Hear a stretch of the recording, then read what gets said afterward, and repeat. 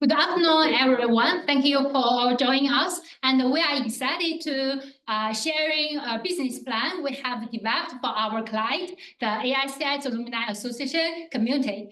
My name is Yao, and I'm here with my teammates, Elliot, Gaston, and Rohit, as current AI students and soon to be alumni. We are so happy to be part of this project.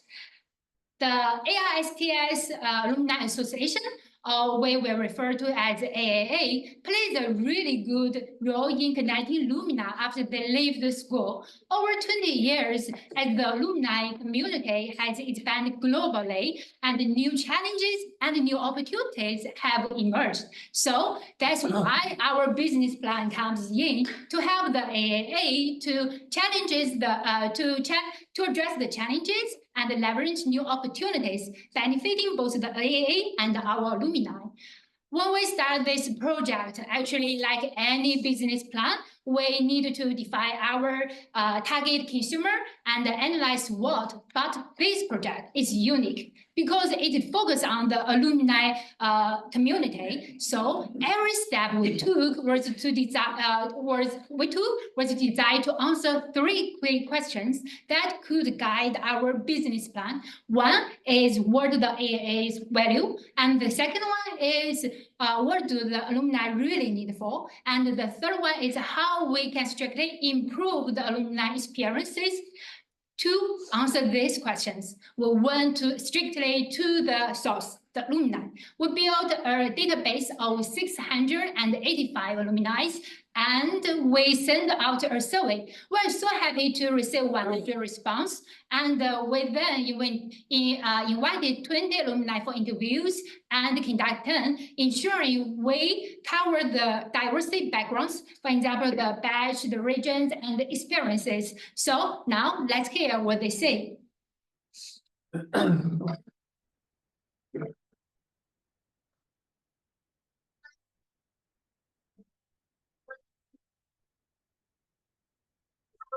It's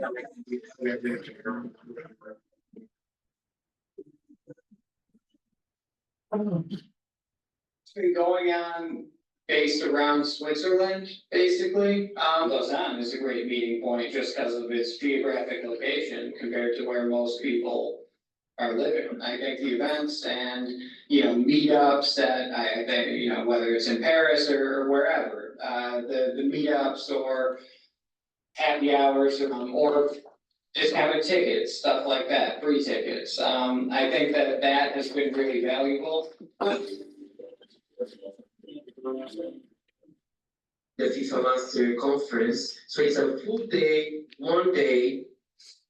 They all go to, in this case, when I was in an hotel, they all go to the hotel and they have like a full day. So they start at like 9 a.m. until like 6.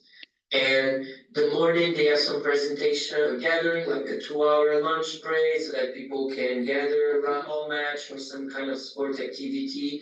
So it's actually a day for people to embrace the community they have. And one thing that I found very interesting is that everyone takes this super serious.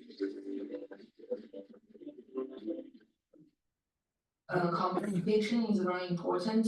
I think we used to receive like, you call it a newsletter, and with everything what's happening this week and this month, I think. And one part which I found is very useful and interesting is the industry move. So which alumni joins what company or left to which. This is very helpful, and actually this is the most helpful part I found. Because that next time when you reach out to them, what topic, you find opportunities, business opportunities there.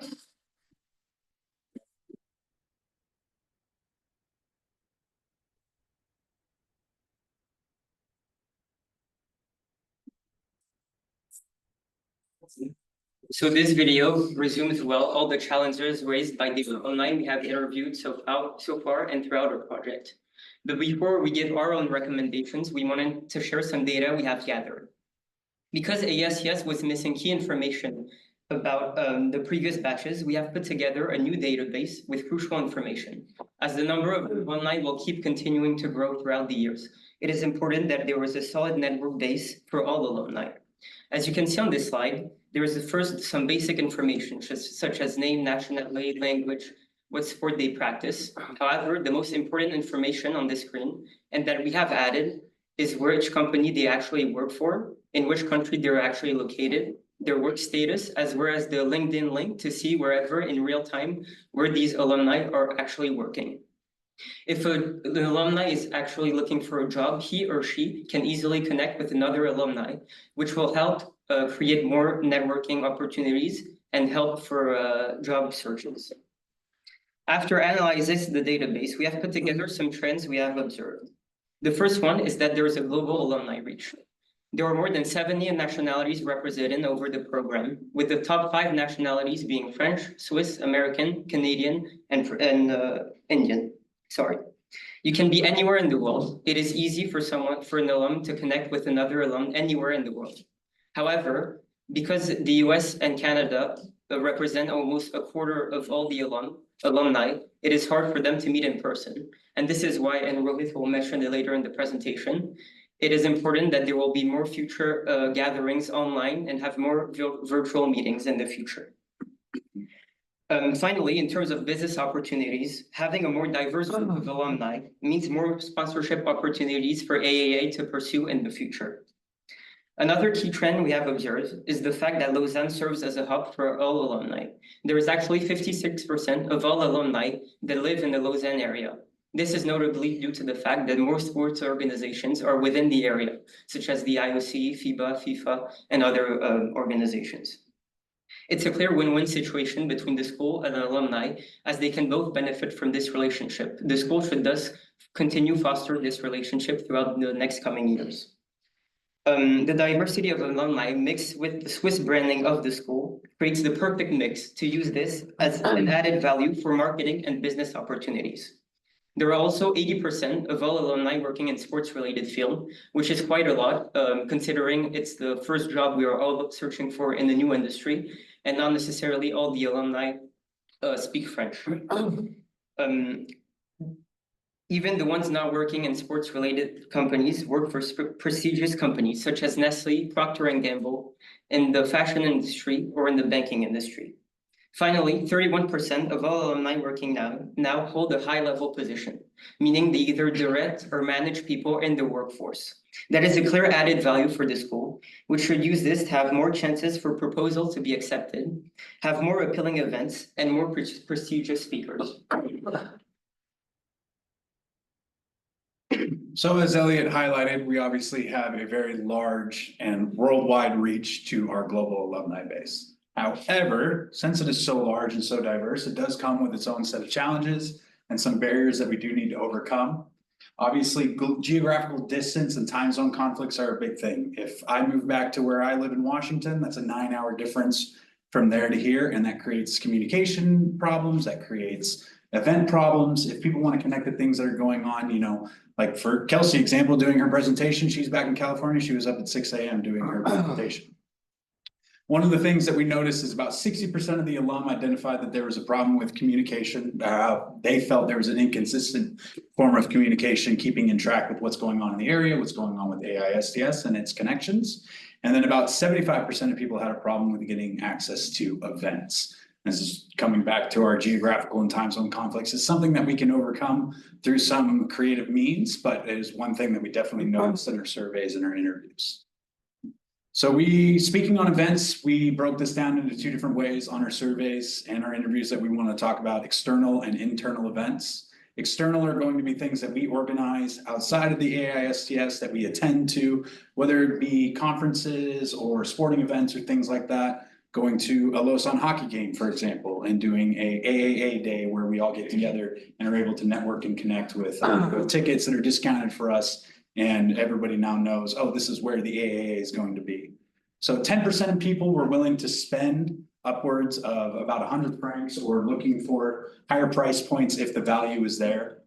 There are opportunities for a lot of entry-level events that people want to get into.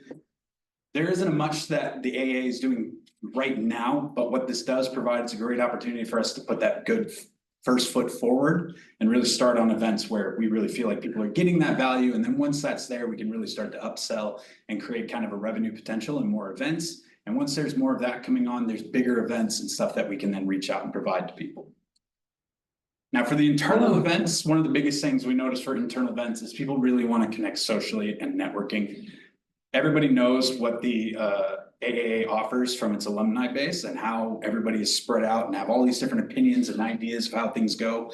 And so when it comes to social events, whether it be an alumni meetup day or just going and hooking up and playing a soccer game together or going out to the bar and things like that, there's a lot more we can do to really connect people in the area. People want to know what's going on. They want to know what your jobs are going, how's the company's going, what the new faces are.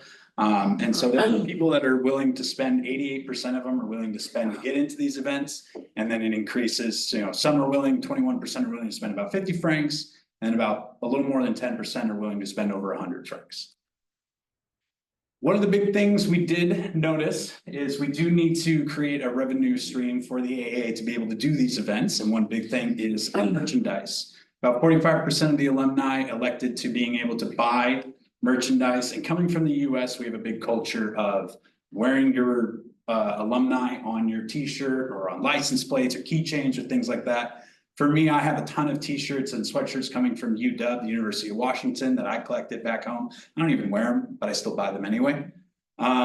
There's a lot of opportunity for partnerships and sponsorships as well for companies that are looking to get connected with people who went to AISTS and work in a company and want to gain some exposure there and being able to hear what's going on. And then this in turn provides us an opportunity to provide, discounts on if there's a company that's selling skis or anything like that. It provides a give and take that we can give them, but we really have to be proactive in that because we are a smaller group. We just have to really present that value when we do and go and present that conversation to them. And then lastly, there are about 5 key findings that we highlighted buzzwords from the interviews and surveys. Global alumni reach goes without saying. Strong presence in the sports industry. There's challenges to engagement that we can overcome. There's a high demand for networking. And of course, there are room for us to build on our revenue potential. Building on the success in the research that our team has conducted over the last couple of months, we're happy to present you finally our business plan for the AAA. It consists of 4 steps: an online platform, an offline strategy, a more solidified partnership with the AISTS, and lastly, the keystone of it all, building out an alumni events calendar that not just generates engagement, but also revenue. The online strategy or the platform has, surprise, 4 steps to it. The first of it all, an overwhelming 78% of the alumni told us that they would like to have an alumni database of updated places where people work so that they could have better collaboration, networking activities, and even host better events. So we recommend that we have an AISTS Alumni Association home on the AISTS page, subpage, along with the database that we have provided. Then by 2026, with the business plan that we roll out soon, we should be having the money and the funds to have a more comprehensive website that can provide a whole array of services that you can find here and more. To do this, we've drawn inspiration from several other alumni data networks such as EPFL, Yale, Princeton, and other universities across the world, where we've been a part of associations directly or not, like Ashoka, my alma mater. And coming back now, over the course of our research, we spoke to several people and also several other external institutions. With Thomas and I, we spoke with the CIES, FIFA Masters Alumni Association President, Joao Priego, who spoke about the conference success of their annual conference. Something that is really interesting was FIFA Masters have a habit of almost compulsively meeting at every event, global sport event that their alumni are present at. Right? All this starts with the creation of a simple WhatsApp group, followed by the willingness to actually turn up. The former is something we need to include. The latter is abundant within our alumni, as several are sitting in the background, as you can see. So within this, we believe that not just creating WhatsApp groups for temporary events, we also believe we need to have chapter WhatsApp groups in the major geographical areas where several alumni are present, and we can have more year-round events.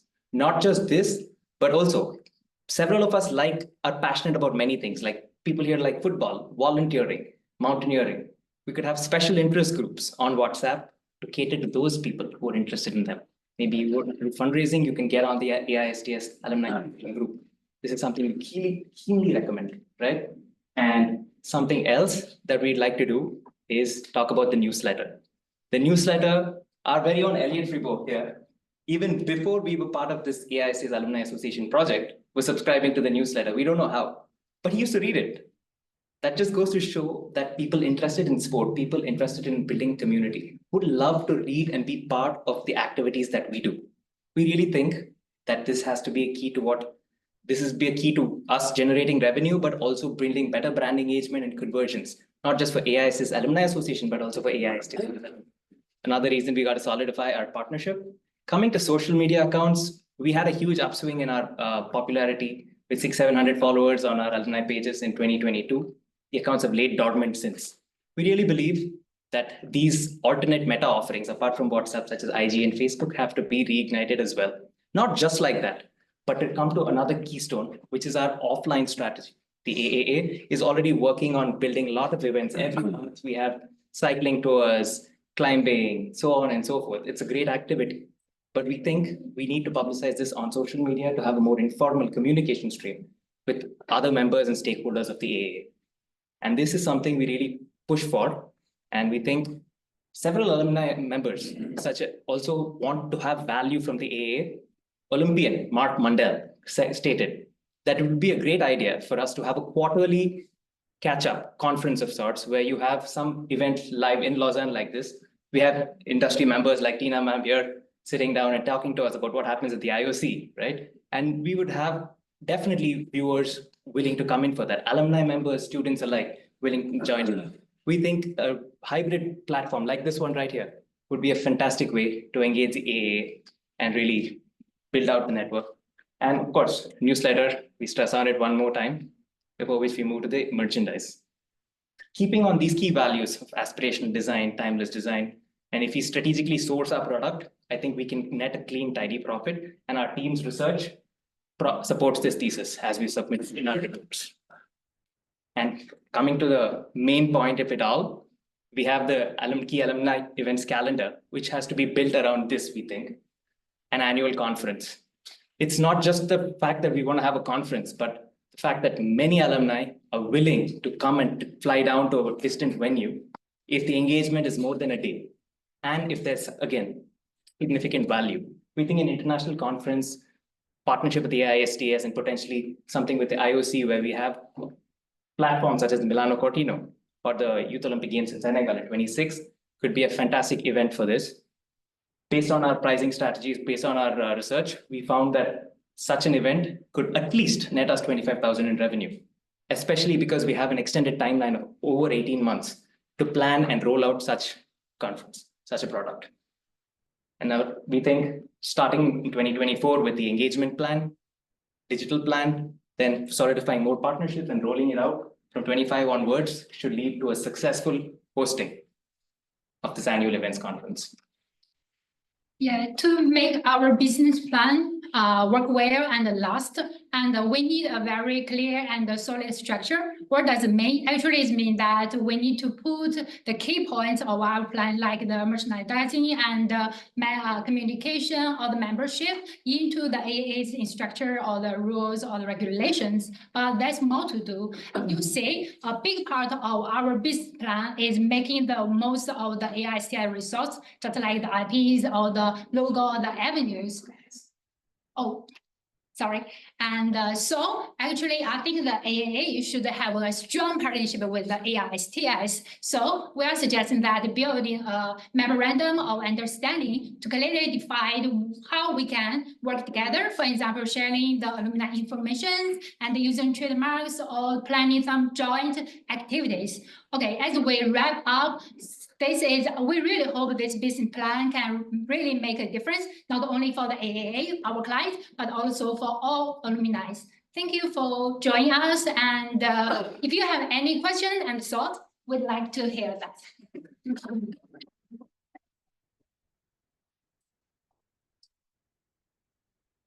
So the group want to invite our very own Tina to join Thomas on stage, on stage.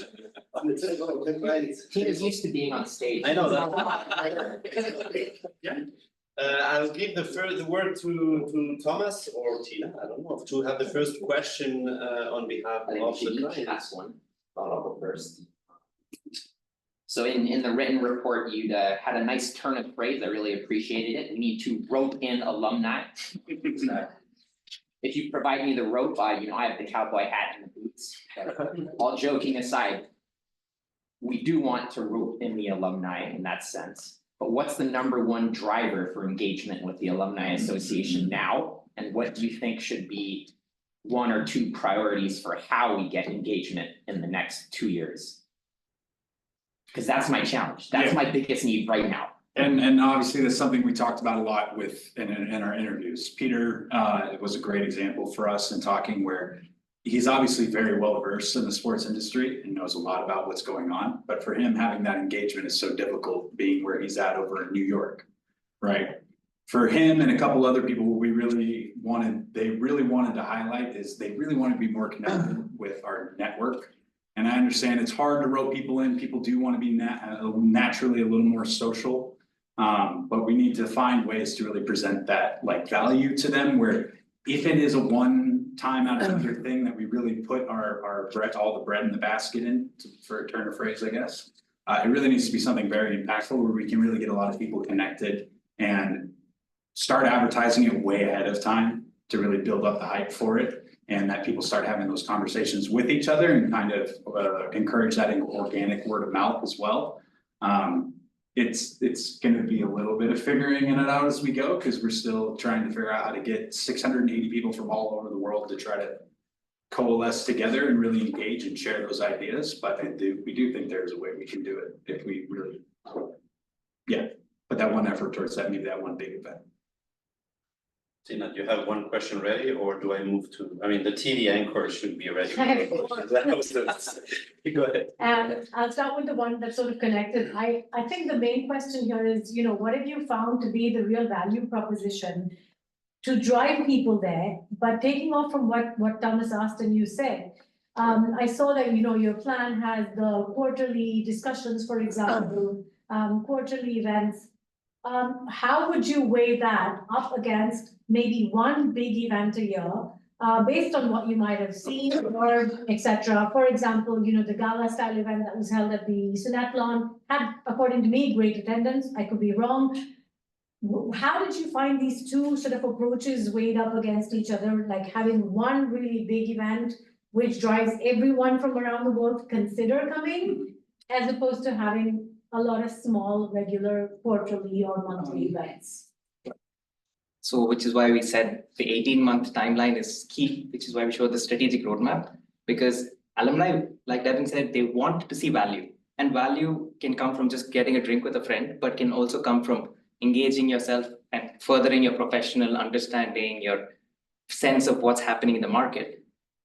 If we bring these two together, the only way to do something like that is a quarterly discussion group, which can run and be built into the annual event that we have. And we want to give that enough time.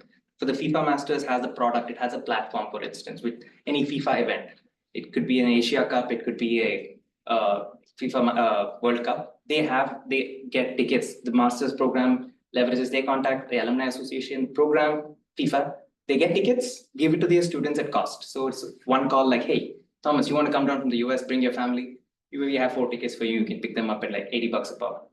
He's happy to do that.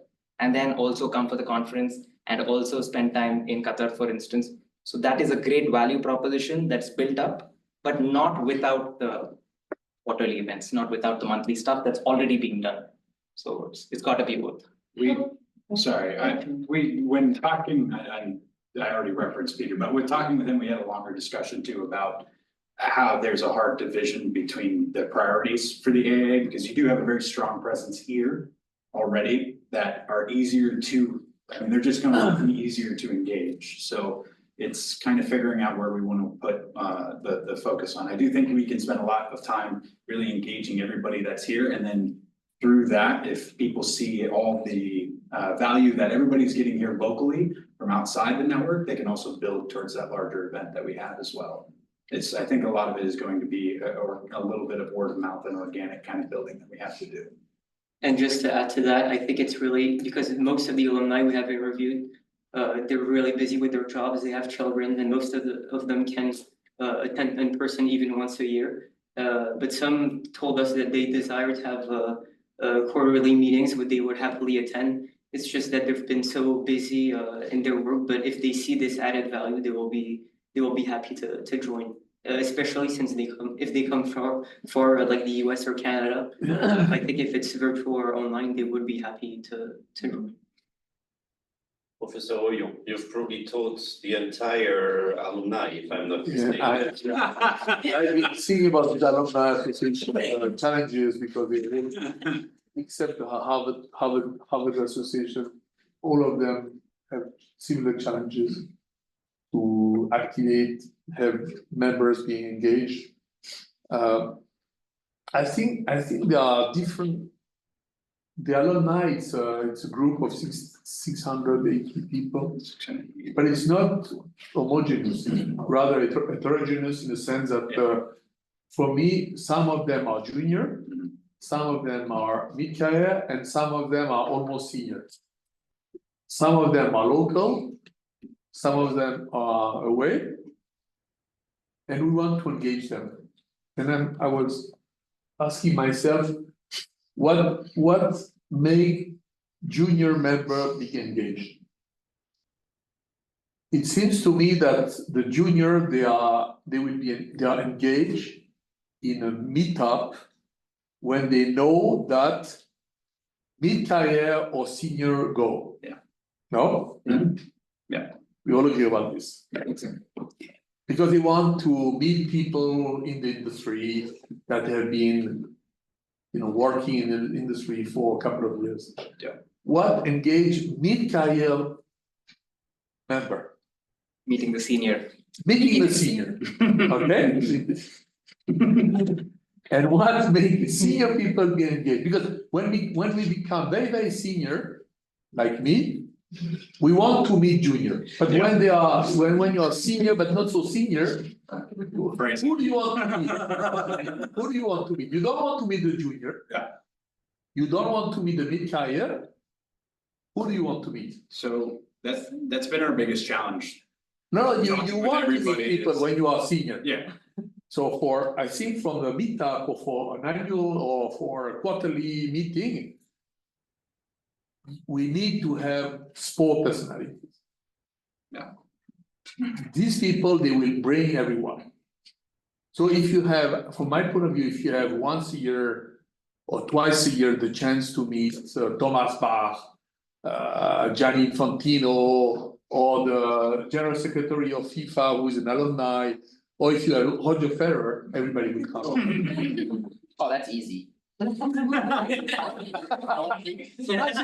not easy. It's not easy, but some of these people are quite open to come. If you think about Thomas Bach, Yeah. I'm amazed, this guy. Each time you call him to come, he comes. In our discussions with, And it's not too much to meet Thomas Bach once a year. no, I'm not saying you should have him every year, yeah, but if you have him once every 3 years, everybody come. yeah, in our internal discussions, we had a hard time deciding between thinking very long-term and having to figure out what our immediate issues are in the short term. If we had like an hour or two to talk about this, we could talk about very long-term objectives for the AISTS, which having engaging celebrities and things like that. But right now, our current biggest problem is we just need to get fixed communication issues.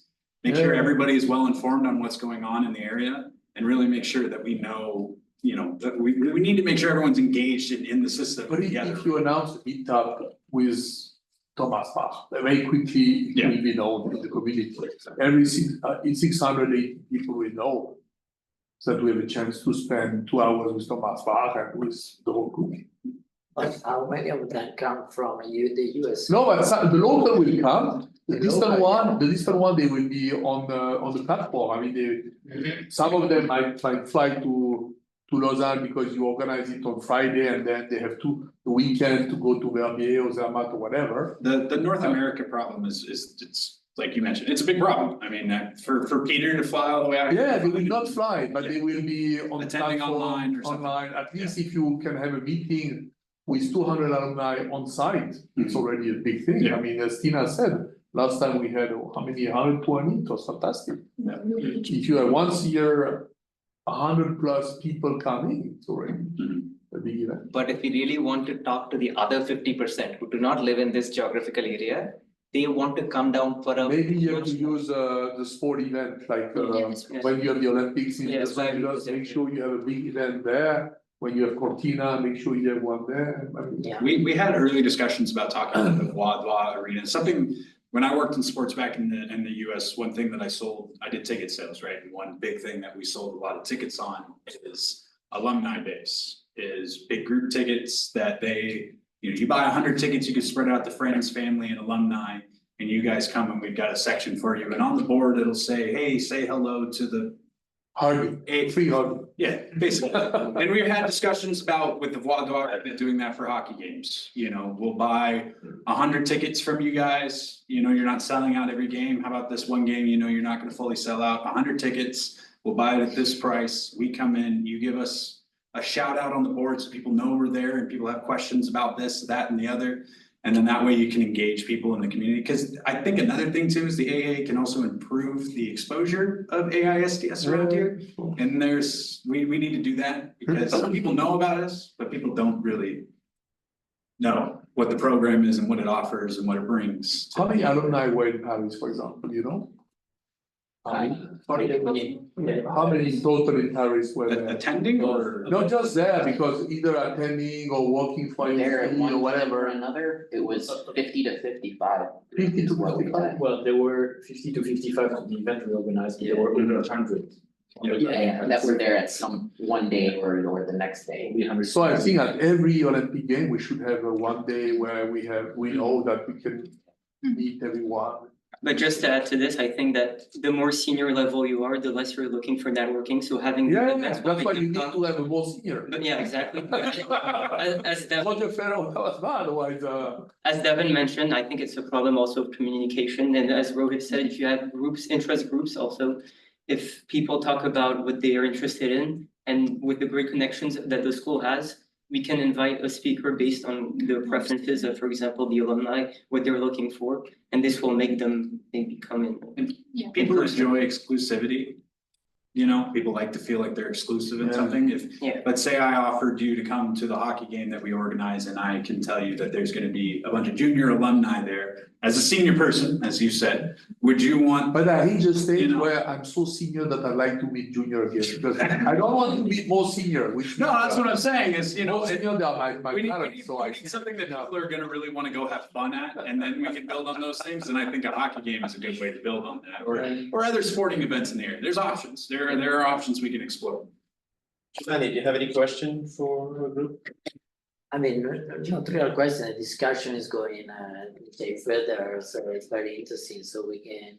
I know that I think Thomas had a question. I'll go,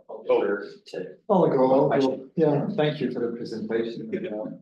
I was a little bit disappointed that you didn't go through the 12 steps for the AAA. Oh. We need a rebranding and a name change. It's like, yes.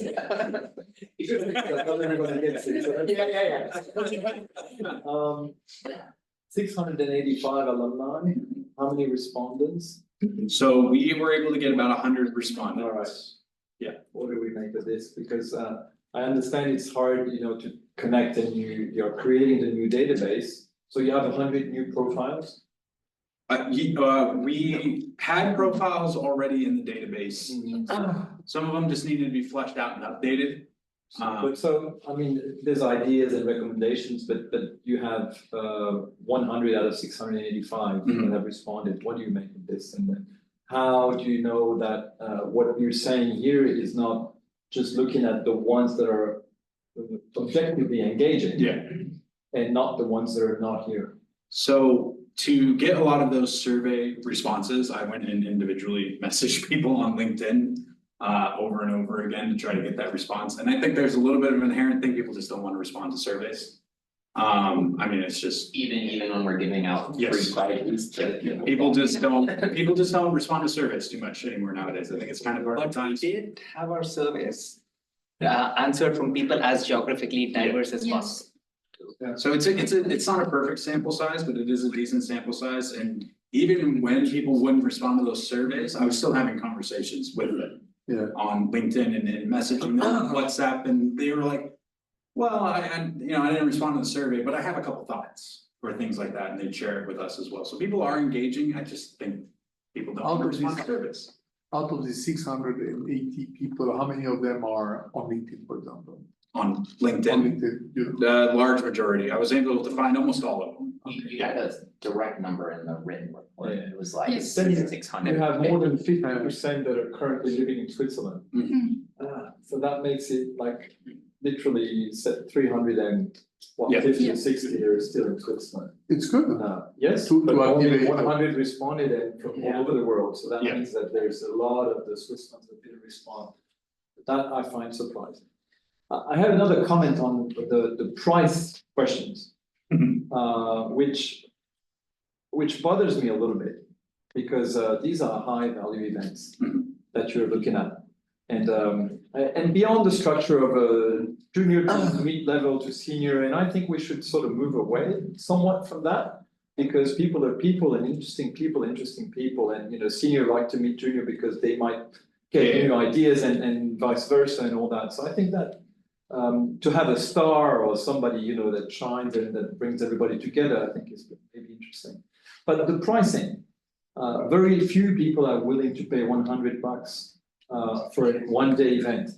How does that It's work? incredible. I see your budgeting forecast, you get 250 people, you get 25K. You do nothing with 25K.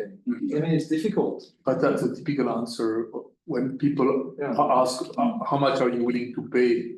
Usually they say, They go to they other want a events. lot of value for little money. Yeah. But maybe you should try to stay away from this recommendation, make something expensive, Yeah. very exclusive, lot of value, and they will pay. So you don't want to organize something for 20 francs. No.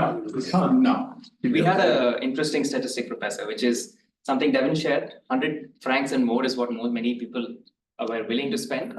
But this was the only question, we had like 12 different questions, but an annual conference come alumni day was the only event at all. Any alumni said that they would spend 200 to 250. It was the only one they ticked that mark at all, which means there is some interest. And the number of 25K which we came up with was a bare bones estimate, considering the global platform that if we are able to actually do a collaboration and have a conference, bring big famous people over with our connections, not pay them too much. The average estimate of such conferences is between 300 to 1,000 participants. So we only looked at 250 participants, and we looked at pricing it at just 50 francs for our alumni, because that's what they were all willing to spend according to our data.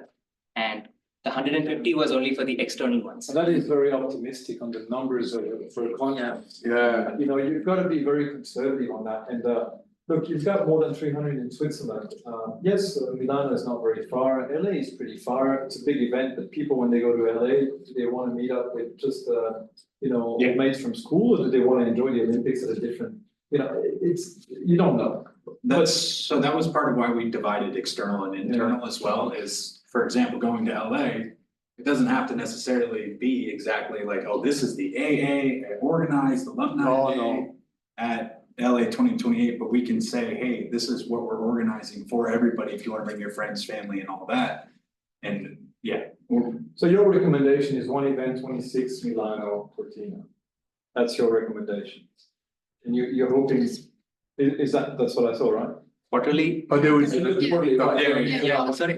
But you plan to have an annual meetup. And that is the annual meetup that we think that most people, like Mandeep Saharan is here from the AISTS. That's before He's here 2026. because of the only reason he's here, he works with AISTS India. He's here for a multi-day event, but he can fly down from India for one day, for instance. So there is value in coming for these events, but there has to be a much greater draw at the right price point. We think that it is possible. If we have an iWork in sport, people are paying hundreds of euros and francs to go for a few hours event. I think meet our kind of a network. Outsiders might want to come in.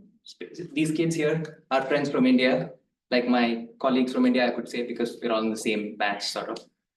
They're all paying they're spending 4,000, 5,000 francs to be here today. Why is it worth it? I didn't want to be in that spot, but I'm here today, spending many times that amount to study here.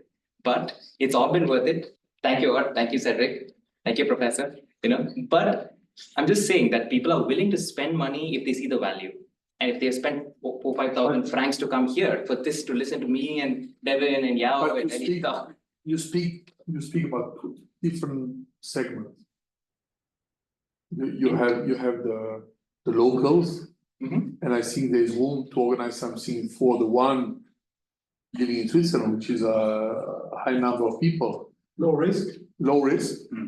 But low And return. I think you should try to have an annual meetup here for, of course, the one living away, they are more than welcome.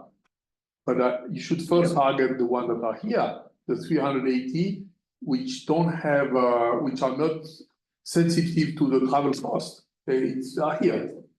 And if you can already once a year gather 100 plus 150 people living here, that's already a great achievement. It's like a fifth of our alumni base. What? It's like a fifth of the alumni base. Yes. We had a small thing here. If I may add on this, I think that, for instance, many of the response that you have, for instance, on price, can be biased because of the history. So they can be anchored to what the Alumni Association has done in the past. So at the end, if they tell you a price, the price is because they have in mind that maybe for what they have seen, they would not give more or whatever, right?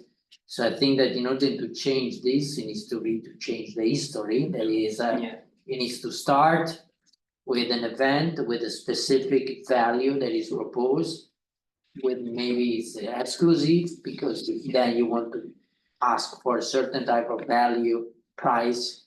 You also needs to give this.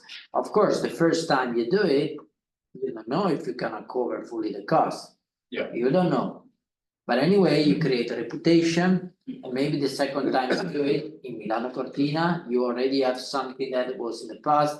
And you anchor people to a different type of, let me say, event that occurred in the past, and they can perceive this a little bit differently also. You really need to nail the first couple events. I also think that You probably need to start in this sense, right? there's more and more prestigious sporting events happening now. You have, for example, yesterday, the Nations League in Geneva. You have NFL games in Europe soon, NBA. Of course. So as you said, it's a question of starting, but distinguishing the locals from the externals, as you said.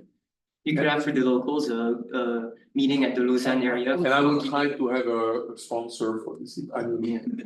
Like, no, it's not like Omega, for example, Omega It's is fundamental. fantastic company, Fundamental to everything. close to IOC, and I'm sure they will. Now, I'll add one thing, every comment we make here, just take it with a grain of salt, because we're very biased. Because we all feel that we have a say in this. It's hard, huh? So you see the emotion in this discussion, this is very emotional, we're not very technical. Maybe just to go back to the technical. No, we just have a history. If you weren't emotional. Look at the reference. It would have been terrible if you weren't emotional about this and you didn't feel strongly about it, right? Just to conclude, because we're already over time, but maybe I know that Tina and Thomas might have had an extra 2 questions, if you wanna shoot with one last. My question was the price point which has been asked, so I'm good, thanks. And thank you very much, that concludes today's presentation.